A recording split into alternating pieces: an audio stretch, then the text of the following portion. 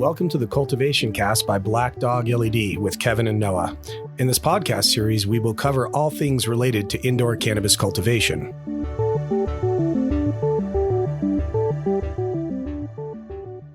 Welcome to the Cultivation Cast by Black Dog LED with Kevin and Noah. In this podcast series, we cover all things related to indoor cannabis cultivation. We've received some feedback from all of you, and we continue to receive feedback, and we really appreciate that, both your reviews online as well as your feedback to us regarding topics, but please keep them coming. We want to provide information that you want to learn and hear about. So please feel free to shoot us an email at podcast@blackdogled.com, or of course you can go to our site or call us directly at 720-420-1209. Thanks again for all those good reviews, but let's get right on to this. And what we've got today is a new year and some new laws to talk about. So what happened right around the new year is Trump finally signed the farm bill that was sitting on his desk. Now, that doesn't matter a lot to the medical marijuana world, but it means a whole lot to the world of hemp and CBD. So we thought today we would jump in and just talk about that. We've got a few different areas we'd like to cover. We want to talk about some of the legal ramifications and what this is going to maybe look like and where the industry could go. And then also talk a little bit about how timely it is, because we're just wrapping up a grow along at Black Dog LED with straight hemp growing hemp in one of our grow kits, and that is wrapping up, and we're publishing those videos as we speak. So we thought it would be a good time to cover hemp, CBD a little bit more, and talk about these new rules and laws. So let's start with what's driving this, the Farm Bill. For those of you not familiar with it, the Farm Bill has to be re-upped every certain period of time. I think it's every 2 or 4 years. It needs to be refunded by the federal government, has to be approved by the House and Senate, and then it's brought to Trump and it gets signed and they fund the Farm Bill. Now, that includes a lot of stuff that means nothing to us in the cannabis world, but this time, because McConnell was pushing it, the Speaker of the House, he was pushing it because he wants hemp in his state. And I forget, do you remember what state? I forget what state. Kentucky. So he's driving it for his own reasons, which is fine. And that's great. He's supposed to take care of his constituents, but we all get to benefit from it. So the main purpose of the law was to take hemp, anything below the 0.3% THC threshold, and remove it from the purview of the Drug Enforcement Administration and really treat it more as a crop, as a cash crop, like anything else that the farmers are growing out there, which we wholeheartedly support that move and we think it's great. But we can't all get too excited, because apparently if you look into it a bit, there's still concerns. You still definitely need to be registering. We would advise, if you were going to get into hemp, to make sure, one, look at the federal laws, but also make sure and look at your local jurisdictions, your state, your city, your county laws, because like our understanding is for Colorado especially, we know that you do still need to register if you're going to grow hemp at scale. So it's not just something you can sow a field and go to town on. There's still some controls over it, but they have definitely taken a lot of the shackles off and made it easier. And those controls now are being implemented at the state level rather than the federal prohibition on growing it, which was previously absolute. So at least it's been moved into the purview of the states. Yeah, and to your point, by the feds kind of releasing it, we do believe that's going to loosen up a lot of the money. We're already seeing, I think everyone's seen more investment into the CBD area, and then also banks and some of those industries, some of the more traditional funding sources can come to the table now that the feds have done this. It's what we always talk about. We talk about federal legalization of THC-rich cannabis.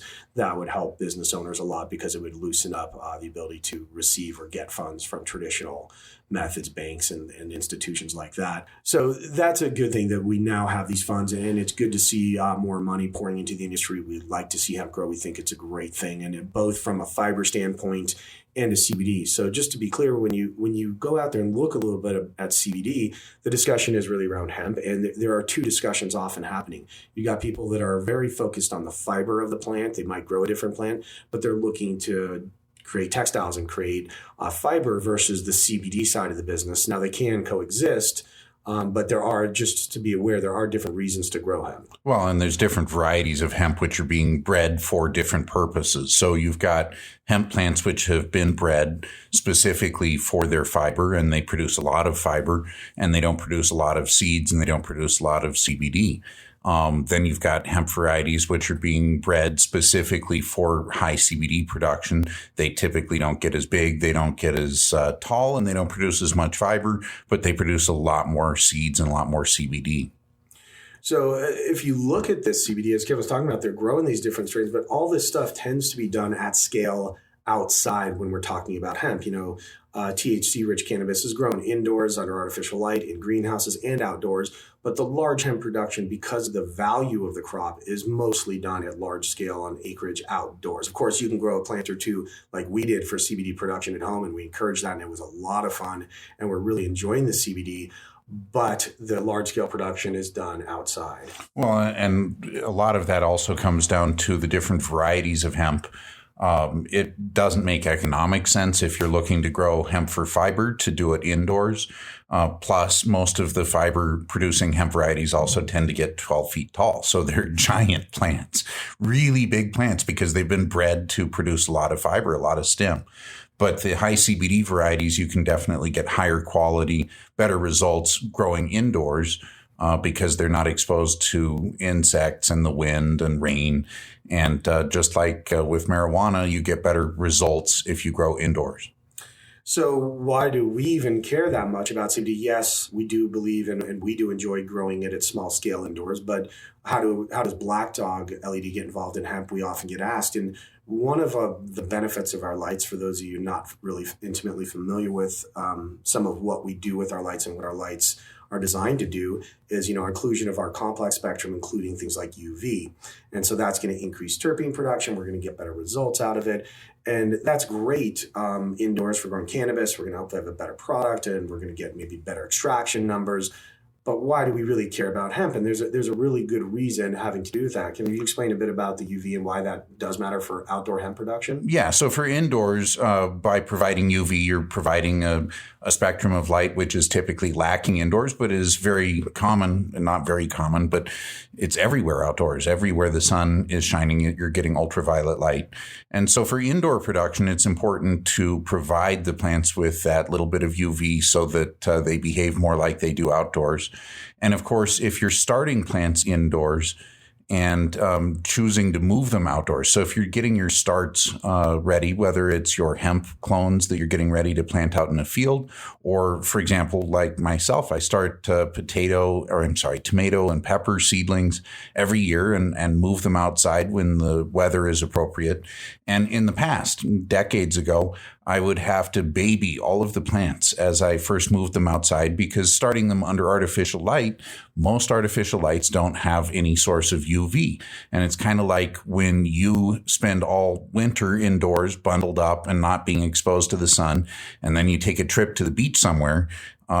Without sunscreen on, you're going to get sunburned, and the plants feel exactly the same way. If they haven't been exposed to UV early in their life under those artificial lights, and then suddenly put them out in full sunlight, they get a sunburn, and they can recover from that, but it definitely gives them a huge shock. Where if you actually start the plants under our lights with ultraviolet in the spectrum all the way along, they are entirely used to that, and you can actually put them straight out from under our lights, straight out into full sun, and you see no shock to the plants whatsoever due to the light.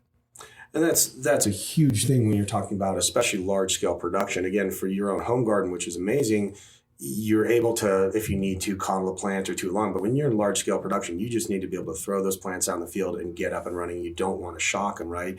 And often this is referred to as hardening off, correct? When you're going. Yes, and there's a number of different things involved in hardening off plants when you're moving them from indoors to outdoors. And there's a number of different things that the plants have to get used to. One is the light spectrum, and we can fix that by putting ultraviolet in the light spectrum to begin with. One of the other things that plants typically have to get used to is wind outdoors. And we can partially fix that by providing oscillating fans indoors while we're growing the plants to get the plants used to some amount of wind. Now, depending on where exactly in the country you live, the wind can actually be far more violent than we would ever choose to simulate indoors. So the plants may still have to get used to that a little bit more. And then the third part with hardening off is the temperature variation. So indoors, typically, you're not seeing huge temperature swings between day and night when the lights are on and the lights are off. Outdoors, the plants tend to see a much bigger swing in temperature changes. And of course, how much swing they're going to see depends on exactly what the weather is at the time of year when you're trying to move the plants outside. typically that's early spring, which is when you see a big change in diurnal temperatures between the daylight and the nighttime. And so you still have to harden the plants off and get them used to the wind and the changes in temperature swings, but it makes it so much easier to be able to take a plant from under an artificial light and just plop it directly into full sunlight and not have to worry about protecting it from the sun as it's getting used to UV. Yeah, and that's an interesting point. That whole hardening off is an important process and something that gardeners should either be aware of or already be experienced with if they're used to doing starts and moving out. Yeah, most gardeners' first experience with hardening off is they take a plant that they grew inside, they throw it outside, and 5 hours later they discover it died.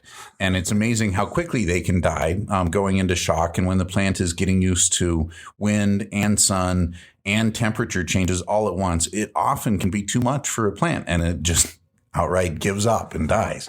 So hardening off is something that I think pretty much any experienced gardener who has been working with indoor and outdoor plants, and is specifically with moving between the two, has experienced before. And being able to eliminate the light portion of the equation from the hardening off makes everything vastly easier.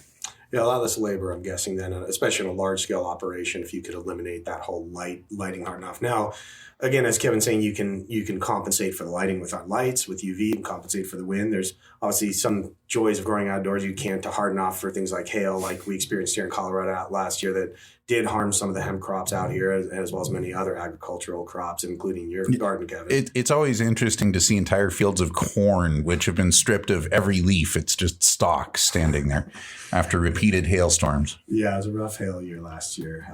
So that is important. That's why we do care and why we do get involved with hemp grows. People would think, well, why would you get involved? Because it's all outdoor, and it is all outdoor. But in places where you've got different weather in the winter, it's not a year-round growing environment, they're going to be doing starts indoors during the winter and getting ready for the spring. And that's where our lights do come to bear and do offer a big hand. So that's why we do follow and care and work with different hemp growers. Well, and if you're growing a very high quality CBD crop and you want to have the maximum terpene production and not lose that to the wind and the rain and hail, for example, you can get still 5 crops a year, actually even more, with hemp indoors, because typically hemp is not run for a full 10 weeks. It's typically taken down after 7 weeks. So you could get almost 7 crops a year off of hemp indoors if you wanted to grow it indoors and maximize your quality. That's a good point. So there are still arguments, and I believe there's a market for, let's say, boutique level, high quality indoor flower that's being sold as flower. And then for large scale extraction or for fiber production, I would agree it does make sense to grow outside under the natural free sun and get that one harvest a year. But that's a good point, talking about some of the specifics with growing it. We had done a show before where we talked a little bit more about what we were learning by growing CBD. We've been growing it for a bit now here at Black Dog, playing with some of these strains that we're getting from local seed producers of hemp. So very low THC, below 0.3%. And as Kevin said, one of the things we learned from them was that you have to take it down earlier. Now that really hurts you in terms of yield, because a lot of the flower out there that has been cultivated and crossbred for years, a lot of it, as a grower, you might know if you grow high THC hemp or high THC cannabis indoors, you know that a lot of that bulk, a lot of the weight and mass in your flowers is put on those final weeks. So you do lose weight, of course, but hopefully we're taking down early to avoid going hot or going above that 0.3% THC threshold. And that's feedback we got from the actual breeders, is that they were taking around 7 weeks. So let's talk a little bit more about those the differences and things we've noticed in growing CBD, and then we'll talk about our grow along. But as I said, if you want to get the full one, I think it was around episode 10 a while back, you could go through our archives and find there is a CBD topic where we spent about a half hour talking more on the growing side. But as a quick recap to that, some of the things we noticed then and we've noticed now is, yes, our weights are going to be lower with hemp. They don't tend to produce the large, massive buds and colas we get out of our strains that have been bred for a long time to just produce these massive weights under artificial lights. Also, by taking it down early, we're hamstringing ourselves there. And the other thing we've definitely noticed is it is a bit easier to burn hemp than it is some of the more traditional cultivars of high THC cannabis that we're growing. We have different theories on that. Nothing's proven, but why don't we talk a little bit about that, Kevin, and why we're using a very simple nutrient mix to even flower our hemp that we normally wouldn't use for high THC. Well, for many decades now, people have been growing cannabis indoors under lights in the black market, and they've been selectively breeding for plants that produce extremely high yields. And that has always been a very important thing, a motivating factor in the black market is to produce as much as you possibly can. So, of course, people are going to hold on to the strains that have extremely high yields, that can take extremely high fertilizer levels to push them to get those really high yields. And so people have been inadvertently or not breeding these cannabis strains for tolerance of high fertilizer levels and being able to yield extreme amounts of flowers with that high fertilization. With hemp, we haven't seen that sort of breeding program until just in the last 5 to 10 years. So hemp is still several decades behind the high THC cannabis plants in terms of breeding for yield.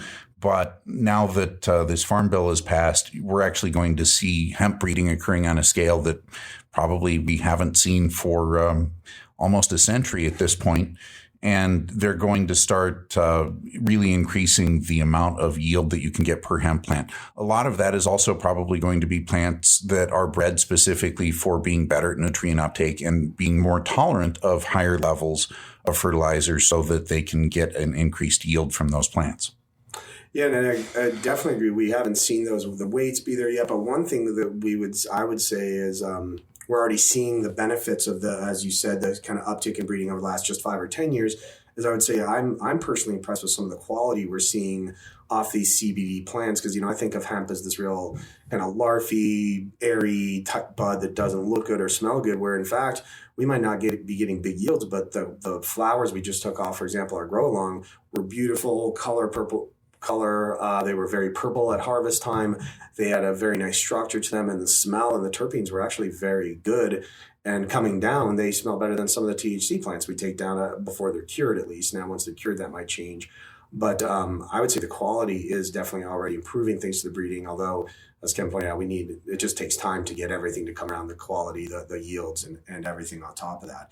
So we did do a full run. We've grown quite a bit of hemp over the last a year plus, I think, Kevin. And one thing that we've done is we've done a lot of playing, and we're kind of looking for different phenotypes we could have and keep a mother of and use for R&D and for testing purposes. So we grew a lot of hemp recently, and one of them we did that we just are wrapping up, as I talked about earlier, is a grow along in one of our grow kits.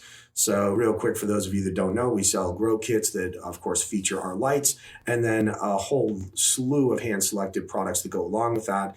It's for our beginner customers that really just don't have the knowledge yet to go out and buy these 60, 70 things they need to have a successful indoor garden. And we try to package those all together and take the guesswork out. Now, if you just want to look at that and get ideas of what to go buy, great. We're really here to sell lights. That's what we focus on. But for those of you who want the convenience and the bundle price of getting the entire kit together, we do offer those. And to help our customers, whether you use our grow kits or our lights, we do grow alongs. Those are featured on our YouTube channel. You can go to YouTube and search for Black Dog LED. And what we try to do is capture the grow process either from seed or from clone, or at least from flower all the way to the end, and kind of walk through it, explaining how we're feeding, explaining how we're topping, defoliation or schwazing, all that stuff we try to cover. And we just are wrapping up the first time we've done a full grow along with CBD-rich plants. And those videos are already starting to be released on our YouTube channel, and we'll be releasing them about one a week until we're through that series, as we can get those videos produced and out there. But just to get you excited about it, what we did is we took one of our partners we've been working with for the genetics is a company called Chimney Rock, and they're out of Colorado. And they've got a bunch of different seeds, and they all end in rock. And this one happens to be called lava rock. So we did 4 different phenotypes, meaning that they were 4 different seeds. So they're brothers and sisters. They're not identical twins like a clone. And we were looking to see if one of them turned out particularly well and worth keeping the genetics. So we planted the seeds, grew them up large enough to pull clones off, and took clones off the 4 different plants and put them into flower and put them into veg and flower in our kit. And that's what we're going to be showing in this grow along, is that entire process from clone all the way up to the end. in this one, and how we went ahead and got these beautiful flowers that we finished with. Now, just to get you excited about it, yes, we don't hit huge weight with this hemp, but still, in a 4x4 tent with our Phytomax 2 800, using the tools in our grow kit that are available to all of you, we hit 1.38 pounds of finished dried cannabis. Again, high CBD cannabis, low THC hemp. So we're pretty happy. Of course, we like if we were growing a good yielding, more developed strain that we're used to growing, the strains that we're all used to indoors, we would get more like 2 pounds plus off that light. But we're very happy with just shy of 1.4 pounds. And again, the quality was much better than I personally expected coming off of there. Well, and we were testing 4 different seedlings, one of which did appear to yield more than the other 3. So if we had had 4 clones of that plant in the tent, we probably would have yielded much higher as well. But that's part of starting from seed. You never know what you're going to get until it actually flowers. And also, again, we were using for flowering, a very low dose of nutrients compared to what we would use in a normal high THC grow. Kevin was talking about that earlier. We're using Dynagrow in a 2-part solution, I believe, on this, and just the ppms we're running are much lower. We just don't drive the plants quite as hard, and it's definitely something that we keep track of with those hemp, and we tend to err on the side of caution based on our previous experiences with burning hemp when we started to first play with it. So it's been a great learning experience for us, and we hope you take the time to watch our grow along. And we hope it's a useful experience for you as well if you're interested in CBD. Of course, a lot of that grow along does apply regardless whether you're growing CBD or high THC. A lot of the methods, the environment, a lot of those things really are the same. There are just some slight nuanced differences that you should be aware of as you get into that. And if you are interested in high THC, you could just skip and go right to one of our high THC grow alongs, which we have a few of them up there as well that we've completed in the past. So we hope you find that interesting, but it's been a lot of fun. And I do encourage you, if you're using CBD, if you need CBD, especially if it's not for somebody who needs 0 THC, where you need to buy something that's completely pure and has no CBD, that you're working with a child with, let's say, a CBD product, and you need to make sure it's 0% THC and you want to be very careful. If you're just using CBD more on a casual basis and you like it, we would encourage you, consider trying to grow it. It is a lot of fun. It is a relatively easy plant to grow if you're not trying to push it to its limits. And it does, again, there's a reason they call it weed. The stuff just grows. It's relatively easy. And again, the quality that we got off of it is better than anything I've seen that I could go pick up flower-wise on CBD on the open market. But again, if you need something very pure, there's some great reputable companies offering CBD that's going to be guaranteed analysis at 0% THC. We have seen some of our CBD that's listed as CBD, then you go get it tested and it's up in that higher range of 0.3 or 0.5 or something. And I personally wouldn't necessarily want to give that to like a young child or somebody that I had to avoid the THC with. So one caution there, but it is worth growing at home if you want to take the time. You could grab one of our kits or just grab one of our lights and go to town. And of course, you could look up Chimney Rock and buy seeds from them or any reputable seed provider out there right now that's selling hemp seeds. So that is a lot of fun, and we've had a great time with it. So I hope you enjoyed this talk about CBD. And again, if you have any questions, we're here as a resource. Yes, we are lighting guys and we focus on that, but we're really big on education and sharing our knowledge. We think that's the best way to move this industry forward, whether you're looking at high CBD, low THC, or you're on the other side of the game, on the high THC side of the game. We like to share knowledge. So if you have questions or thoughts or would like to learn more about anything, please don't hesitate to reach out to us through our website at blackdogled.com. And again, thanks for listening. We hope you enjoyed this installment of Cultivation Cast. If you have any questions about the content or an idea for a future topic, please do send an email to podcast@blackdogled.com. Happy New Year, everyone. Happy Farm Bill and happy gardening.